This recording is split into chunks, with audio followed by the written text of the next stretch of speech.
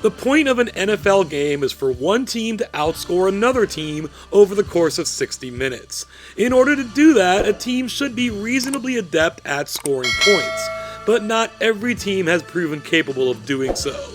Over the 59 seasons that encompass the Super Bowl era, there have been a lot of bad offenses, and today we will be counting down the 10 absolute worst, and we will be doing that by using C-score, specifically offensive C-score, a metric created by this channel to evaluate every single team of the Super Bowl era.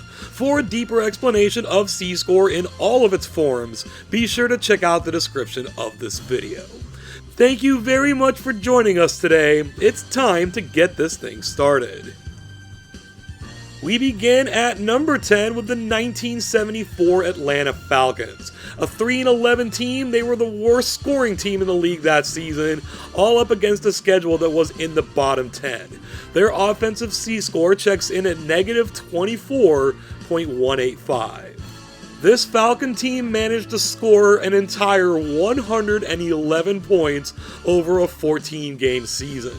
They averaged less than 8 points per game at 7.9, which accounts for 43.6% of the league average. The closest team to them that year were 41 points away in the Chicago Bears. They were shut out 3 times. 10 different times they scored 10 points or fewer. They only scored 17 points once, which was their season high. They finished last in the league in total offense, passing offense, and turnovers. Our number 9 entry is the 1977 Green Bay Packers. They were only the league's second lowest scoring team this season, wasting an excellent defensive performance by going 4-10. Their strength of schedule was the 4th easiest in the league, and their offensive C-score is negative 24.236. This Packer team also played a 14-game schedule, but failed to attain a double-digit average in scoring, putting up 134 points for 9.6 points per game. This was around 55% of the league average. The next closest team to them, the 3rd worst scoring team in the league, were the Buffalo Bills at 160 points. This Packer team only got shut out 1 time, but 11 different times ended the game with 10 points or fewer. In the first game of the season, they blew up with 24 points. They never again scored more than 16. They didn't finish last in any individual category, but they were second to last in total offense and second to last in rushing offense. We get a more modern team at number 8 with the 2012 Chiefs. This was a truly terrible team at 2-14, and that was driven mostly by the offense. They were dead last in the league in scoring this season. Their strength of schedule was more middle of the road, but that wasn't enough to help this offensive C-score of negative 24.403. In the season before Andy Reid took over as head coach, this Chiefs team scored 211 points. That seems high compared to what we've already seen, but we must consider the era. They only averaged 13.2 points, which again only qualified for 58% of league average. The next closest team to them was almost 40 full points away, with the Arizona Cardinals at 250. They did take 1 shutout. 10 different times they scored 13 points or fewer. They did clear 20 points 3 times, maxing out at 27 twice, including 1 game that went to overtime. They were dead last in the league in passing offense and in turning the ball over. We see a loss of over 2 points in offensive C-score here for our number 7 entry, the 1992 Seattle Seahawks. In a 28-team league, they finished 28th in scoring while going 2-14. The only thing that saved this number from being even worse was their strength of schedule that was in the top 10. Their offensive C-score was negative 26.477. This team was tough to watch. They scored 140 points over those 16 games for an average of 8.75 points per game. That was less than half of the league average, 46.7% to be exact.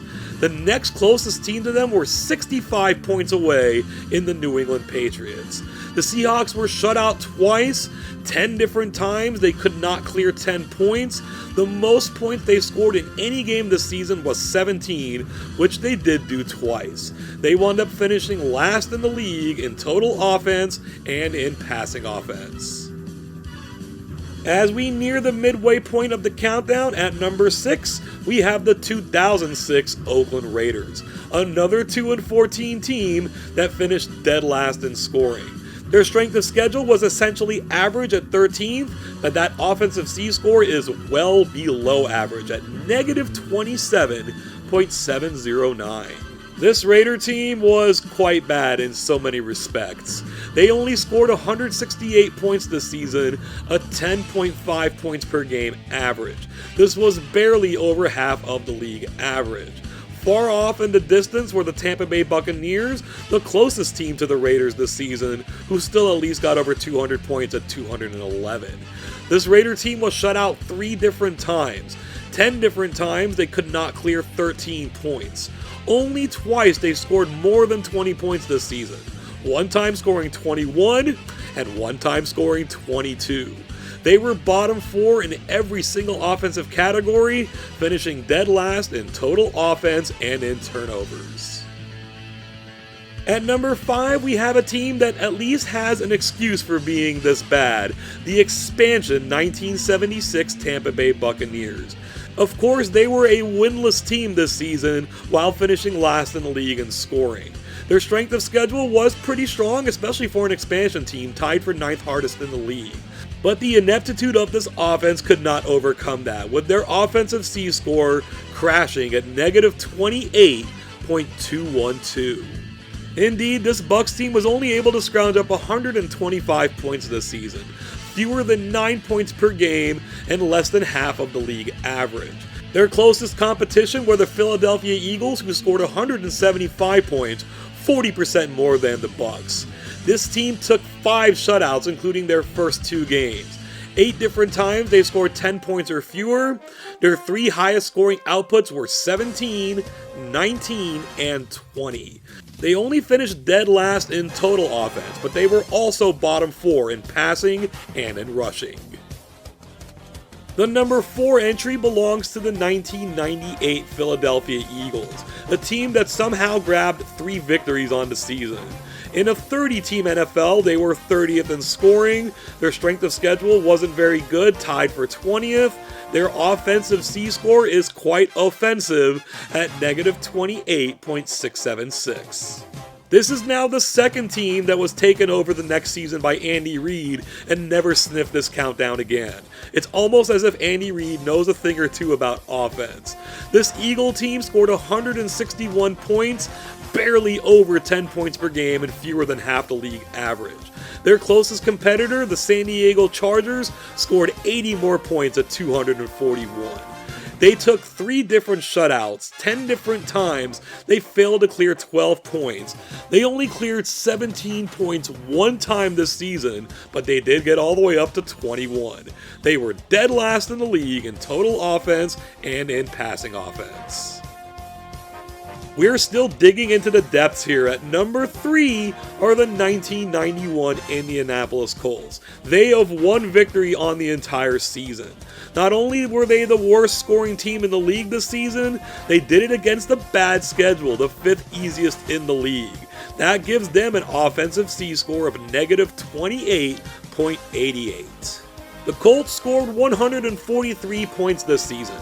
If they could have scored 1 more point, then their average would have hit 9. Alas, they fell below. This represented 47% of league average. There was actually one other team this season that scored fewer than 200 points. That were the Phoenix Cardinals, but they were at 196. Indy was shut out twice, but 12 different times, 75% of the season, they could not get over 10 points. They did score 24 once, and then they absolutely blew up for 28 another time. They were the worst team in the league in terms of total offense and rushing offense. Taking the number 2 spot are our silver medalists, the 2009 St. Louis Rams. a team that beyond all comprehension actually won a game this season. They were the worst scoring team in the league, and they did so against a bottom 10 schedule. Considering the era that they played in, their offensive C-score took an absolute beating, tumbling all the way down to negative 29.386. And for being in an era where offense was more prevalent, the 179 points the Rams scored this season is terrible. Fewer than 11 points per game, and just barely over half of league average. There was another bad offensive team this season in the Raiders though, only 22 points away at 197.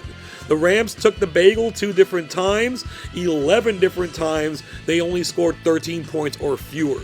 They did clear 17 points twice, getting to 20 and to 23, but they still lost both of those games. Amazingly, they didn't finish last place in any individual category, but they were 29th in total offense, 28th in passing offense, and tied for 27th with most turnovers.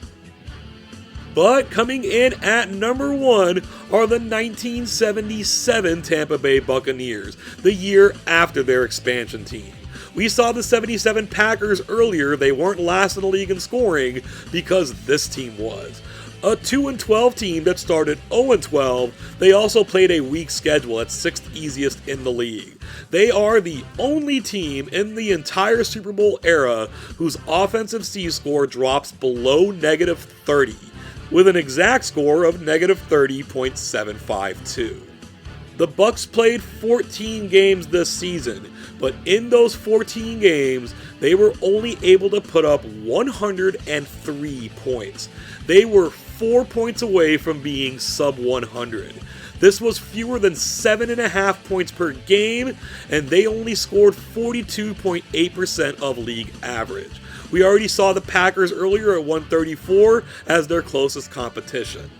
This team was shut out 6 times. 11 times in 14 chances, they scored 10 points or fewer. 10 of those times, they scored 7 points or fewer.